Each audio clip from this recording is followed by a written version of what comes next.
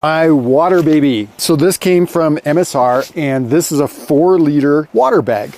Or they've also got a 2-liter water bag. Why do you need one of these? It's not what you think. I'll get some water on the stove and get it almost to boiling, and then fill this up and then put it inside my sleeping bag to keep me warm. Last night, I went to bed about 10 o'clock. I'd had this in the sleeping bag for about 20 minutes. It stayed warm until about 4 o'clock this morning. You've got major arteries that run down the inside of both legs, and so you can just take that bag and put it in between your legs and just kind of curl up with it like that.